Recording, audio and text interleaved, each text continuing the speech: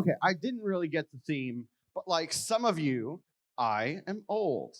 I'm at the age that I wish like Steak and Shake would close. Like I don't need to know I can get a milkshake late at night. That's not something I need waving over my head, all right? It would just ruin this already ruined body if I were to eat the way they're talking about. And maybe I don't get it either because despite how I look, I'm actually Hispanic, which means I have a Hispanic mom, which means I can ask at any point in time, day or night, from any distance for any food, and she will make it. Always. I'm 29. I could take out my phone right now and be like, Mom, I really, really want a piece of cake tomorrow morning. She'd be like, absolutely, my boy.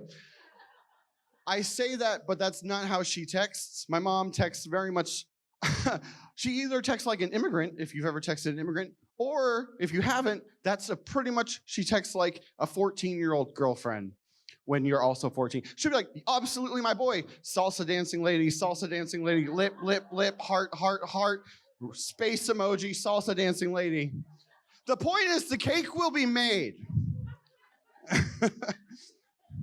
I have to bring this up whenever I start dating someone because I'm all about equality. I'm all about, give and take. I'm all about, unfortunately, I was raised by a Hispanic woman and I have no means of quantifying how to feed myself unless it's Uber Eats or whatever. I don't cook stuff. I'll do tons of other stuff. I'll pay for the food. I'll do whatever. I don't know. Ever since like I became an adult and got money, Uber Eats came out. And finding out that some like Palestinian man could drop a smoothie at my house at 10 a.m., that was a wrap. I'm doing that every time, all right? I started dating a girl, and she told me that she just lived off peanut butter sandwiches. And you heard that right, no jelly, just peanut butter, right? Weird. But that's what she ate, and that's like, and I just had to kind of deal with that. And slowly over the years, she's learned how to cook, and that's only because of me. And relationships, I'm at the age where I've had a couple serious relationships. A couple girls have been like, looked at this and been like, that's a wrap. We're gonna get married. And the weird thing is, in a relationship, when you think you're with somebody and it's gonna last forever, you never really know how to really indulge one another because like love is supposed to be indulgent all the time. When I was in high school, when I was a senior in high school, I took my girlfriend who like we were super gonna be in love forever on a date. And I thought I was gonna make it the most like extravagant, indulgent, like wonderful date we could possibly have where we could just do whatever we wanted. And I thought, where could I do that on like a pizza boy who delivered in 2007's salary?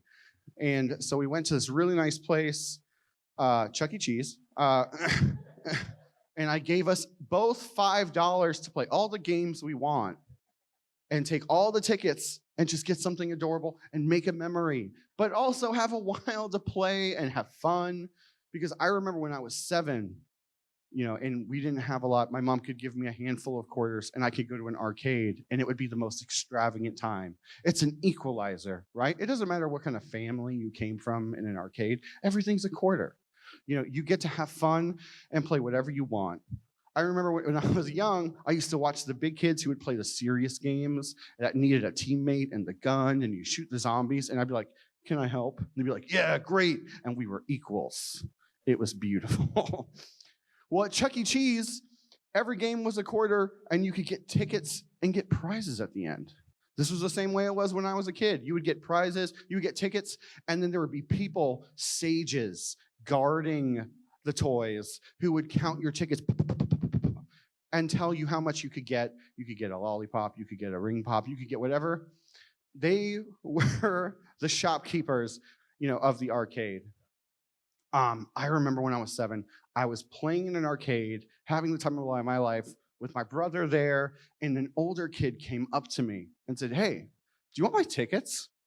Yes, I want your tickets. Of course I want your tickets. That's not what I said. I was like, yeah. I mean, it was like smaller me. I mean, still this round, but like smaller. He gave me his tickets and I felt like a king, all right? I had won the lottery. I bought a full-size, king-size Hershey's bar, and that was like 250 tickets, all right? Are you kidding me? It was the most beautiful experience of my life. And I knew in the back of my mind when I took my girlfriend to Chuck E. Cheese's, that was exactly what we were going to do.